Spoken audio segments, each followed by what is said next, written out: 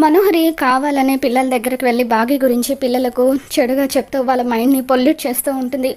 మిస్సమ్మ అంత మంచిదేమీ కాదు. ఇప్పుడు మిస్సమ్మ కడుపులో బిడ్డ పెరుగుతుంది కదా, రేపు ఆ బిడ్డ పుట్టిన తర్వాత మిమ్మల్ని అస్సలు పట్టించుకోదు. తన ఫోకస్ అంతా కూడా ఆ బిడ్డ మీదే ఉంటుంది అని చెప్పి మనోహరి పిల్లలకు చెప్పడంతో పిల్లలు బాగి మీద చాలా కోపంగా ఉంటారు. తర్వాత రోజు ఉదయాన్నే పిల్లలు రెడీ అయ్యి కిందికి వస్తారు.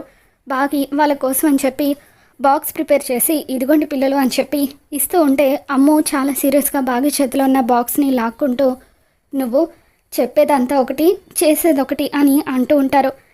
ఇప్పుడు ఏం జరిగింది పిల్లలు అని చెప్పి బాగి అంటూ ఉంటుంది. పిల్లలు అంటుంది బాగి ప్రెగ్నెంట్ విషయం గురించి అనుకుంటా అని చెప్పి అంటూ ఉంటే చూడు మనోహరి, నువ్వు నాకు నా పిల్లలకు మధ్యలోకి రాకు అని చెప్పి బాగి వార్నింగ్ ఇస్తూ ఉంటుంది.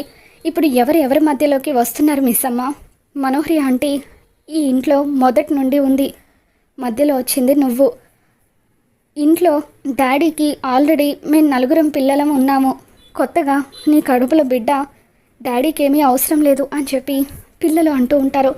పిల్లల మాటలకి బాగి చాలా బాధపడుతూ ఉంటుంది. పక్కనే ఉన్న రాతుడు కూడా బాధపడుతూ ఉంటాడు. ఇక మనోహరి ఎంతగానో ఆనందపడిపోతూ ఉంటే ఆరు డోర్ దగ్గర నిలబడి చాటుగా ఉండి వాళ్ళ మాటలు వింటూ ఎంతగానో బాధపడుతూ ఉంటుంది. మరి రాబోతున్న ఎపిసోడ్లో ఏం జరగబోతుందో మళ్ళీ మన ఛానల్లో తెలుసుకుందాం. ఈ వీడియో మీకు నచ్చినట్లయితే తప్పకుండా లైక్ చేయండి.